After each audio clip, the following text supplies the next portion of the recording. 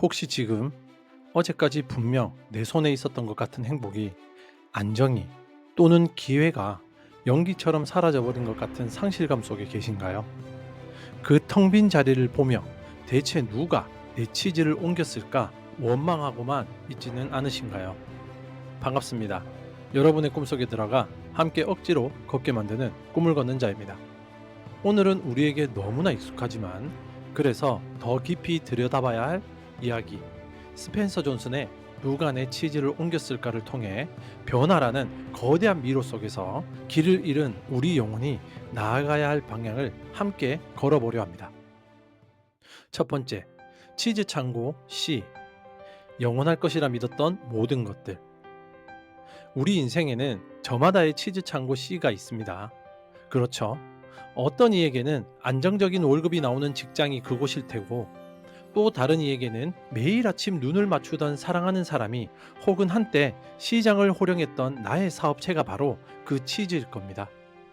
이야기 속 꼬마 인간 햄과 허에게도 이 치즈 창고 C는 그런 곳이었습니다. 눈을 뜨면 당연히 그 자리에 있을 것이라 믿어 의심치 않았던 행복의 원천.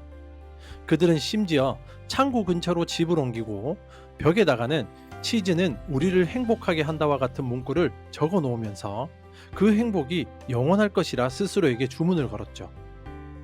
이것은 심리학에서 말하는 현상유지 편향과도 정확히 일치하죠.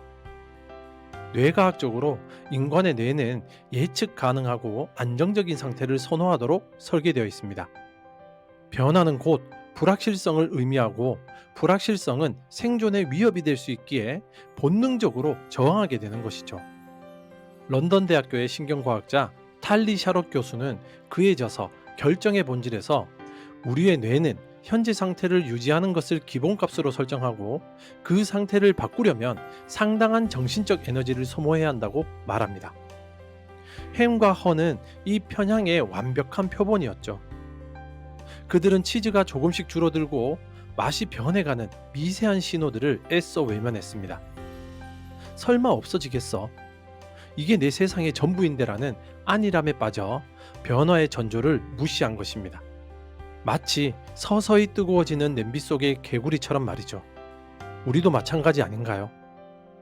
관계가 조금씩 삐걱거리는 신호를, 회사의 재정 상태가 안 좋아지는 뉴스를, 내 건강에 적신호가 켜지는 몸의 목소리를 괜찮아지겠지라는 말로 덮어버리고 있진 않나요?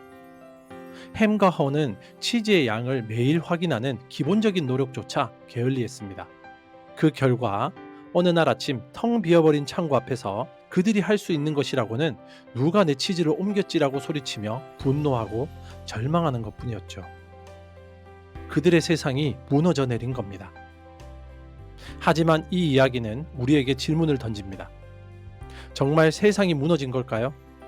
아니면 세상은 그저 자신의 법칙대로 움직였을 뿐인데 영원할 것이라는 나의 믿음이 무너진 것은 아닐까요? 첫 번째 본문에서는 바로 이 영원할 것이라는 착각이 어떻게 우리를 변화 앞에서 무력하게 만드는지, 그 착각의 대가가 얼마나 큰지를 햄과 허의 모습을 통해 처절하게 보여주고 있죠. 두 번째, 스니프와 스커리, 변화의 냄새를 맡고 즉시 행동하라. 같은 상황에 놓여있던 또 다른 존재, 생쥐 스니프와 스커리의 행동은 햄과 허와는 극명한 대조를 이룹니다. 그들에게는 복잡한 생각이나 감정의 소모가 없었죠. 그들의 뇌는 오직 생존이라는 단순하고 명확한 목표에 맞춰져 있었죠. 스니프는 이름 그대로 후각을 이용해 변화의 냄새를 맡는 역할을 합니다. 그는 치즈가 줄어들고 있다는 사실을 진작부터 감지하고 있었습니다. 스커리는 재빨리 움직인다는 뜻처럼 상황이 변했다고 판단되자마자 즉시 새로운 치즈를 찾아 미로 속으로 달려나갔습니다. 이 두 생쥐의 행동은 성공 전략의 가장 핵심적인 두 가지 요소를 상징합니다. 바로 감지와 실행입니다. 이는 비즈니스 전략가 리타 맥그레스가 주장하는 일시적 경쟁 우위 개념과도 맞닿아 있습니다. 과거처럼 하나의 성공 모델이 영원히 지속되는 시대는 끝났다는 것이죠. 시장의 변화를 끊임없이 감지하고 기존의 성공에 안주하지 않고 새로운 기회를 찾아 빠르게 움직여야만 살아남을 수 있다는 겁니다. 아마존의 제프 베조스가 우리에겐 항상 D-Day 1이어야 한다고 강조하는 이유도 바로 이것입니다. D-Day 2는 정체, 곧 죽음을 의미하기 때문이죠. 스니퍼와 스커리는 복잡한 분석이나 과거에 대한 미련이 없었습니다. 상황이 변했다. 그러니 우리도 변해야 한다는 단순한 진리가 그들의 행동 지침이었을 뿐입니다. 반면 헨과 헌은 텅 빈 치즈 창고 앞에서 치즈는 어디로 갔을까? 누군가 다시 가져다 놓을 거야라며 현실을 부정하고 과거에 집착합니다. 이것은 심리학에서 말하는 매몰 비용의 오류에 빠진 것입니다. 지금까지 내가 이곳에 쏟아부은 시간과 노력이 아까워서 더 나은 대안이 있음에도 불구하고 현재의 손실을 계속 붙들고 있는 심리 상태를 말하죠. 그들은 기다림이라는 행동을 선택했지만 사실 그것은 아무것도 하지 않겠다는 결정과도 같습니다. 스니프와 스커리가 미로 속을 달리며 수많은 실패와 새로운 길을 탐색하고 있을 때 햄과 헌은 굶주림과 어둠 속에서 서로를 탓하며 에너지를 소모하고 있었죠. 이 책은 우리에게 묻습니다.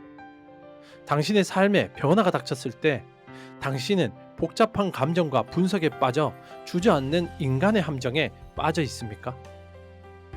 아니면 본능적으로 변화를 감지하고 즉시 행동하는 생지의 지혜를 따르고 있습니까? 정답은 이미 우리 안에 있습니다. 세 번째, 벽에 쓴 글씨. 두려움을 넘어선 자가 얻는 자유. 계속되는 굶주림 속에 마침내 헌은 중대한 깨달음을 얻습니다. 만약 우리가 두렵지 않다면 무엇을 할 수 있을까?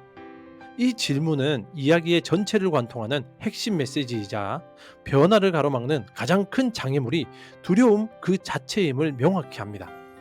뇌과학적으로도 두려움은 편도체의 작용으로 생존을 위한 경고 신호입니다. 하지만 이 신호가 과도하게 활성화가 되면 우리는 새로운 가능성을 탐색하는 대신 안전한, 즉 그러나 더 이상 유효하지 않은 그런 과거에 갇히게 됩니다. 헌은 친구 햄을 설득하려 하지만 햄은 나는 변화가 싫어, 익숙한 게 좋아라며 끝까지 거부하죠. 결국 헌은 혼자 미로로 나설 결심을 합니다. 그가 미로 속으로 첫 발을 내딛는 순간은 두려움이 사라져서가 아니라 두려움에도 불구하고 행동하기로 선택했기 때문에 가능했습니다. 이것이 바로 심리학자 수전 제퍼스가 말한 두려움을 느껴라, 그리고 어쨌든 실행하라는 개념입니다. 헌은 어둡고 낯선 미로를 헤쳐나가며 자신이 얻은 깨달음을 벽에 적기 시작하죠. 변화는 항상 일어난다. 변화를 예상하라. 변화를 즐거워라. 두려움을 넘어서면 자유로워진다와 같은 글들을 단순히 길을 잃을 햄을 위한 것이 아니라 두려움과 싸우는 자기 자신을 위한 다짐이자 선언이었습니다. 이 벽에 글을 쓰는 행위는 매우 중요한 상징입니다. 이는 자신의 깨달음을 명확히 인지하고 그것을 구체적인 행동 지침으로 만드는 과정을 의미합니다. 심리학에서는 생각을 글로 적는 행위가 감정을 객관화하고 문제 해결 능력을 높이는데 큰 도움이 된다고 말합니다. 헌은 이 과정을 통해 막연했던 두려움을 구체적인 행동으로 전환하는 힘을 얻게 된 것이죠. 그리고 마침내 그는 이전보다 훨씬 더 크고 다양한 치즈가 있는 치즈 창고 N을 발견합니다. 먼저 도착해 있던 스니프와 스커리가 그를 반겨주죠. 그가 얻은 것은 단순히 새로운 치즈뿐만이 아니었습니다.